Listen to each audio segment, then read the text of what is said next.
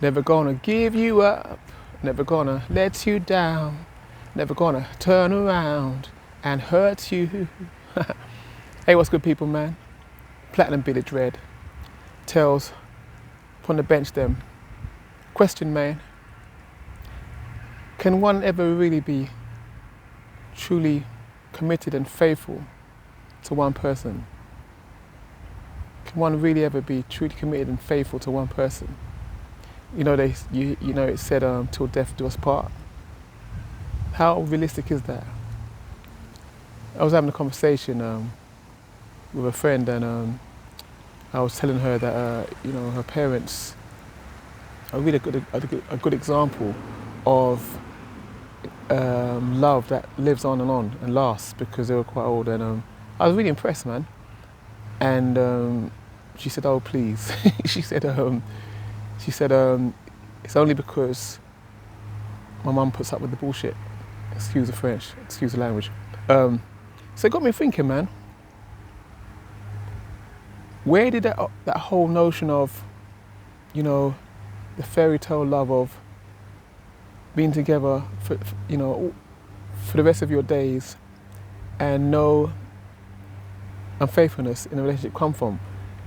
Maybe it's from, maybe it's from fairy tales and all that kind of stuff, where the prince and the princess get married and live happily ever after. But she really opened my eyes and made me ask the question, when we look back at our parents, or more so our grandparents, what made their relationship last so long? Was it because they put up with stuff that, the new generation, the younger generation of women wouldn't accept? What was it, man? Or was that never a reality, that, you could be committed completely and faithfully to one person? I mean, even if we look at religions, you forget religion for a second. If you look at the world, for instance,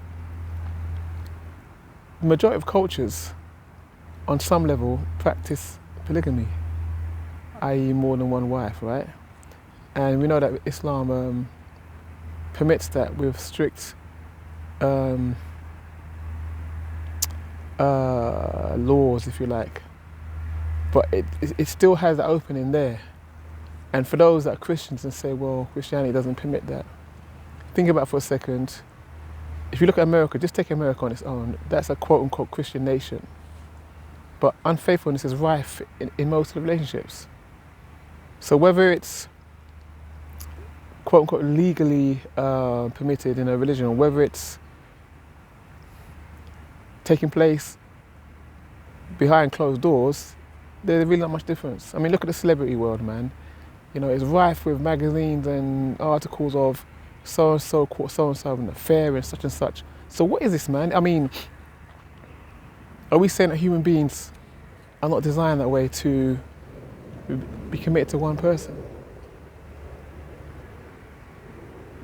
I remember when I was on holiday in Greece, and there was this old Greek woman who was, it looked like she was the carer of her husband, and she would, do the chores, plant the vegetables and stuff, go up and down the stairs, big flight of stairs that were built on the outside part of the hotel. And every day you could see her through the window nursing her husband. And in my mind I thought to myself, I wonder what their story is. Has he been totally committed and faithful to this lady, or she just endured?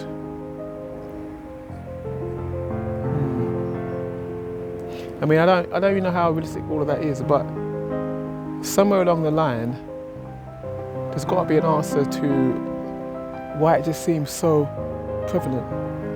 They say that women cheat because they want attention, and men cheat because they want some sort of approval, validation, I don't know. But personally, I think men cheat for a similar reason. They want attention. Why? Because there's something lacking in them that they have to make up for through quote-unquote conquests, if you like. And again, that's a form of attention.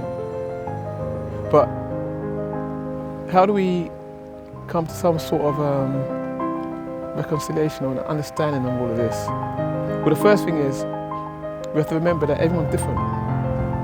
like my sister would say, horses for courses. In other words, there are some people who have no problem with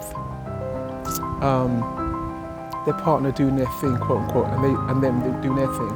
What they call a quote unquote open relationship. You hear that a lot in the celebrity world, you know, where they're both completely on the same page, as it were, and they don't have a problem with that. So I guess in that instance, there's not much that can be said. But let's even break down cheating in itself, because what is it? For some people, it could be merely a hug or a heart, a kiss after a text message. And if that's the case, I'm guilty of that. But for other people, it's physical, obviously. And the idea that you've had sex or you've shared your intimacy on a physical level with someone else. But then what about the idea of going out to meet someone for conversation? You see, for some people, that's cheating. And I guess we have to ask ourselves, what is our boundaries?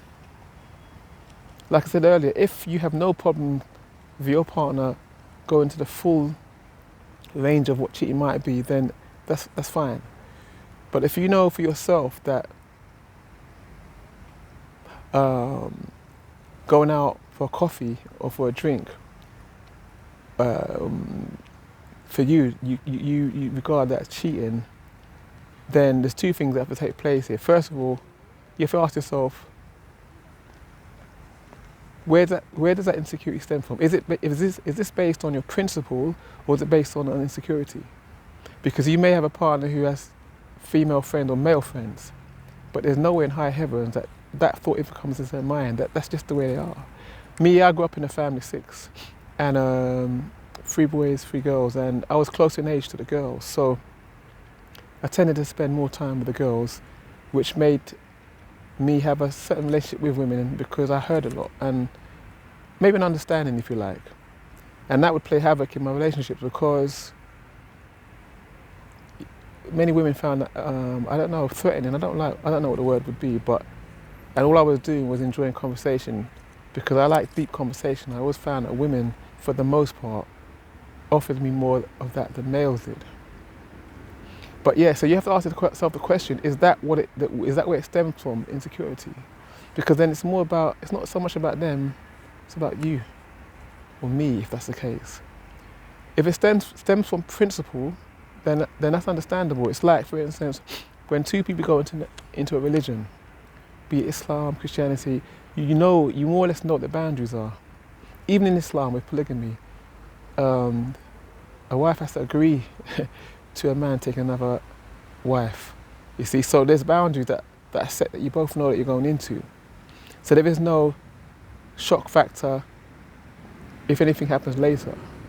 But stepping outside of religion, if it's based on principles, then this is something that you have to know that you're not going to compromise on if it happens, or if they transgress that. And that can either be done beforehand, before you get into a relationship. Let the person know about yourself and you know about them. You know where their boundaries are. Or if it does happen, then you know you're not going to compromise on your soul, on your spirit, on your principle. And that's the time to make a move. And you're under no delusion because you already knew beforehand what you will and what you won't take. And that's very important because at the end of the day, no amount of words that you're going to hear from other people, you get your friends saying you should leave him or you shouldn't leave him, or sometimes that can add more confusion. But when you're standing on something that you've all stood on, it makes it easier for you to make a decision, because this is not just about fluff and the externals. This is about at the center of what resonates with your soul. Another thing to consider is that the word cheating is a funny thing, because look at the body. The body ages. The body eventually ends up in the grave, in the earth. So why are we making so much fuss over the body? Now I know you're going to say, well, you don't want to share your body with someone else. Totally makes sense. But what is this about? Is it really about the body, or is it about energy? Because like I said, the body decays, man. If you saw a corpse of your partner, that's going to be an off-putting. So ultimately, there's got to be more to this than just the physical body. It's funny because my sister used to say to me that she'd worry more, and she referred to me now, but she'd worry more about her partner engaging in conversation with women, different women, and having no physical